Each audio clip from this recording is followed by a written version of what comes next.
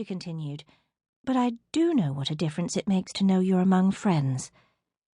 This is Spindle Cove. We're all a bit unusual here. Just remember, everyone in the village is on your side." "Everyone?" Miss Elliot's wary gaze slid to the enormous solitary man seated at the bar. "He's so big," she whispered, "and so frightful. Every time I start to play, I can see him wince." "You mustn't take it personally. He's a military man, and you know they're all addled by bomb blasts." Kate gave Miss Elliot an encouraging pat on the arm. "Never mind him. Just hold your head high, keep a smile on your face, and continue playing." "I'll try. But he's rather difficult to ignore." Yes, he was. Didn't Kate know it? Even though Corporal Thorne excelled at ignoring her, she couldn't deny his effect on her own composure. Her skin prickled whenever he was near, and on the rare occasion that he looked her way, his glare had a way of slicing deep. But for the sake of Miss Elliot's confidence, Kate set her personal reactions aside.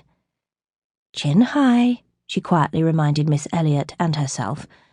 "Keep smiling." Kate began playing the lower half of the duet, but when the time came for Miss Elliot's entrance, the younger lady faltered after just a few bars. "I'm sorry, Miss Elliot lowered her voice.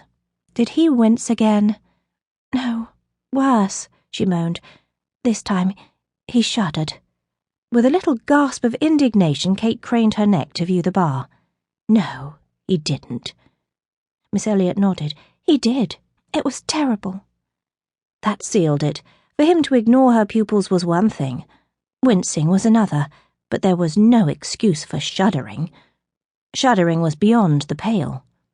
"I'll speak with him," Kate said, rising from the pianoforte bench. "Oh, don't, I beg you." "It's all right," Kate assured her. "I'm not afraid of him. He might be brutish, but I don't believe he bites." She crossed the room and came to a stop just behind Corporal Thorne's shoulder. She almost gathered the courage to tap the tasselled epaulet of his red uniform. Almost. Instead, she cleared her throat. "Corporal Thorne?" He turned. In all her life, she'd never known a man who could look so hard. His face was stony, composed of ruthless, chiselled angles and unyielding planes. Its stark terrain offered her no shelter, nowhere to hide. His mouth was a grim slash. His dark brows converged in disapproval, and his eyes were the blue of river ice on the coldest, harshest winter night. "Chin high, keep smiling." "As you might have noticed," she said lightly, "I'm in the middle of a music lesson." No response. "You see, Miss Elliot is anxious when it comes to performing for strangers." "You want me to leave?" "No." Kate's own reply surprised her. "No, I don't want you to leave." That would be letting him off too easily. He was always leaving. This was their standard interaction, time after time. Kate screwed up her courage and attempted to be friendly.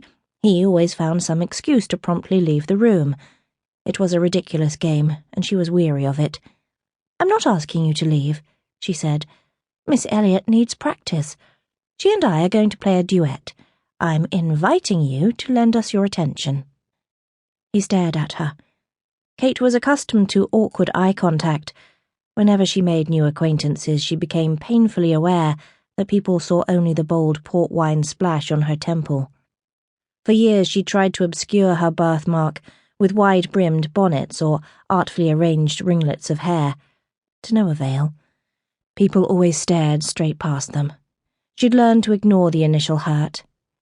In time, she went from being just a birthmark in their eyes to being a woman with a birthmark, and eventually they looked at her and just saw Kate. Corporal Thorne's gaze was altogether different. She didn't quite know who she was in his eyes. The uncertainty set her on a razor's edge, but she kept struggling to find her balance. "Stay," she dared him. "Stay and listen while we play our best for you. Applaud when we finish. Tap your toes to the rhythm if you like. Give Miss Elliot a bit of encouragement. And shock me to the fingernails by proving you've a smidgen of compassion." Aeons passed before he